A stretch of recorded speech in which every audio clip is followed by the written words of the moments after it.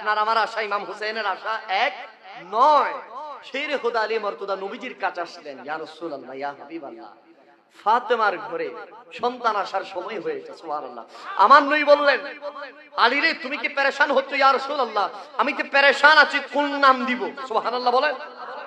আমার নবী বললেন, হায় হায় আলী, আমার হাসান আমার হুসাইন দুইজন নাতি আসবে, যারা জান্নাতে যুবকদের সরদার হবে।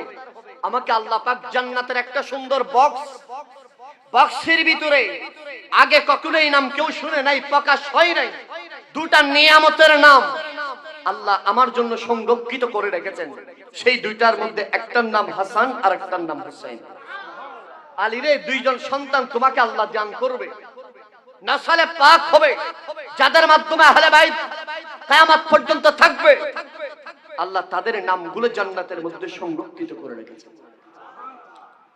সেই খুদা আলী মারতুদা ফাতেমার কাছে গেলেন, গিয়ে বললেন, ও ফাতেমা, চিন্তা করিও না, রাসূলুল্লাহ সাল্লাল্লাহু আলাইহি ওয়াসাল্লাম বলেছেন যে সন্তান হবে সেটা সন্তান পুরুষ হবে, যার নাম রাসূলুল্লাহ বলে দিয়েছেন, যিনার নাম হবে হাসান।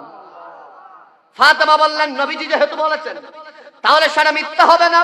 অবশ্যই অবশ্যই আল্লাহ পাক রব্বুল আলামিন আমাকে একজন পুত্র সন্তান দান করবেন, কেননা আমি আগ থেকে রাতের যখন গভীর হয়ে যায়, সবাই যখন ঘুমিয়ে যায়, একটি গায়েবী আওয়াজ আমি ফাতেমার কানে আসে, যে আওয়াজ আমাকে এটাই সম্বোধন করে, ফাতেমারে মনে রেখো, তোমার পেটের ভিতরে মক্কার মদিনার ৮-১০ জন সন্তানের মতো সন্তান নয়, যে সন্তান আছে সেটা জান্নাতে যুবকদের সরদার হবে, যিনার নাম হাসান হবে।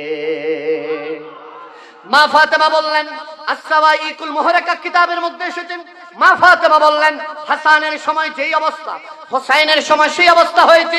রাসূলুল্লাহর কাছে শের খুদা আলী মারতুদা গেলেন, নবীজির কাছে বললেন, ইয়া রাসূলুল্লাহ, ইয়া হাবিবাল্লাহ, আপনার কুল মুবারকের মধ্যে, মা ফাতেমার কুল মুবারকের মধ্যে সন্তান আসতে যাচ্ছে। আমার নবী বললেন, তার নাম হবে হুসাইন।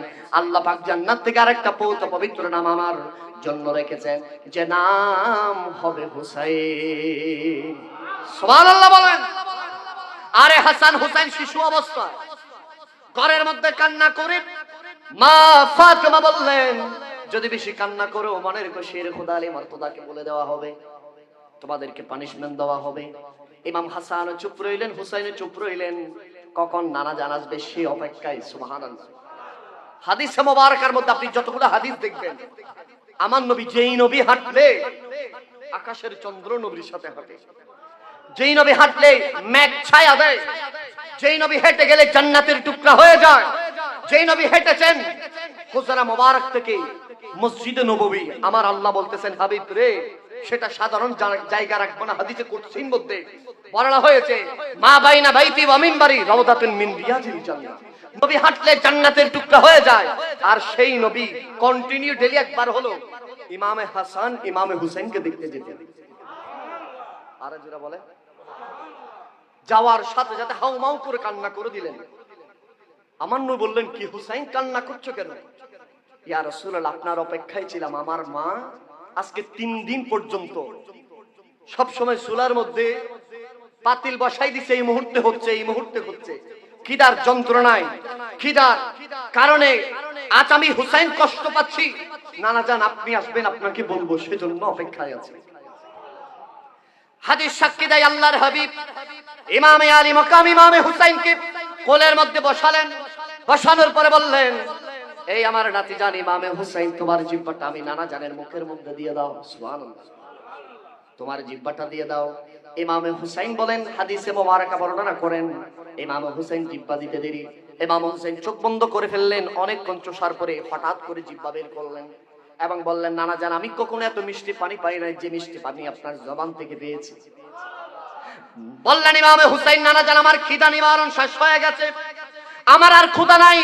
ইয়া রাসূলুল্লাহ, ইয়া হাবিবাল্লাহ, বলেন, আমার মনে হচ্ছে পৃথিবীর কোন পানির সাথে এই পানি মিলে না, এত মিষ্টি পানি নানা জান আপনার জবান মোবারকে কোথা থেকে এসেছে? নবীজি হেসে হেসে উত্তর দিলেন, ইমাম হুসাইন, এটা দুনিয়ার কোনো পানি নয়, এটা হাউজে কাউসারের একটা অংশ। আল্লাহু আকবার বলেন। কেমন ভালোবাসতেন নবীজি ইমামে হাসান ইমামে হুসাইনকে। শের খুদা আলী মারতুদার কাছে গেলেন। ইমাম হুসাইন বললেন, বাবাজান, আমার বন্ধুরা সুন্দর সুন্দর ইয়েমেনি সুন্দর সুন্দর ঘোড়ার মধ্যে ছোট ছোট দৌড়াদৌড়ি করে আমাকে ঘোড়া কিনে দিতে হবে। শের খোদা আলী মর্তদা বলেন আমার কাছে পয়সা নাই, আমি কোথা থেকে ঘোড়া কিনে দেবো? সুবহানাল্লাহ।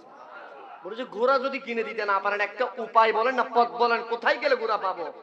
শের খোদা আলী মর্তদা বলেন যখন নানা যান রাসূলুল্লাহ আসবে তখন নবীজির কাছ থেকে ঘোড়া চাইবে। আর একটু জোরে বলেন। নবীজি তশরিফ আনলেন, ইমামে হুসাইন দৌড়ে গেলেন। ইমামে হাসান ইমামে হুসাইনের মধ্যে সবচেয়ে নবীজির সাথে বেশি কথা বলতেন ইমামে হুসাইন। সুবহানাল্লাহ বলেন। সেজন্য নবীজি বলতে হুসাইন মিন্নি ওয়া আনা মিন হুসাইন, আমার নবী বলতে হুসাইন আমার সাথে বেশি কথা বলতেন। দৌড়ে নানা জানের কুলের মধ্যে উঠে গেলেন রাসূল আরবী। সুবহানাল্লাহ বলেন। বললেন আজকে এত বেশি খুশি নানা জান, আমি আমার বাবার কাছে বলেছিলাম একটা ঘোড়া দেওয়ার জন্য, আমার আব্বা জান বলেছেন আপনাকে বলতে, ইয়া রাসূলুল্লাহ আমাকে একটা ঘোড়া দেন, সুন্দর সুন্দর ঘোড়া। সুবহানাল্লাহ।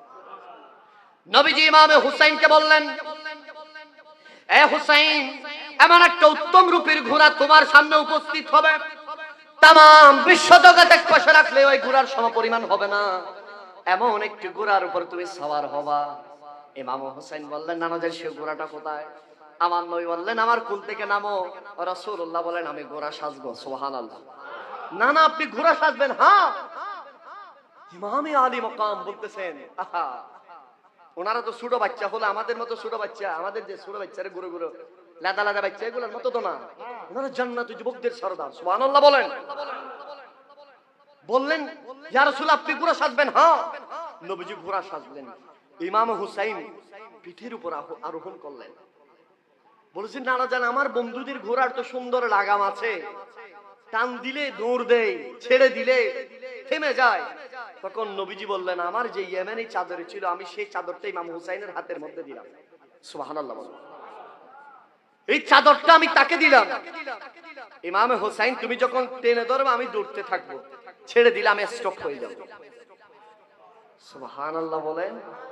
আরে যেই নবী, আহা যে নবী আঙ্গুল তুললে চন্দ্র দ্বিগণ্ডিত হয়ে যায়, যে নবী ইশারা দিলে সূর্য ফিরে আসে, যেই নবীর এত শান মান, যেই নবীর উম্মত হতে চেয়েছিলেন আদম থেকে ঈসা রুহুল্লাহ সবা লক্ষ নবী রাসূল, সেই নবী গোরা সেজেছেন না না জান গোরা সেজেছেন ইমাম হুসাইনের জন্য।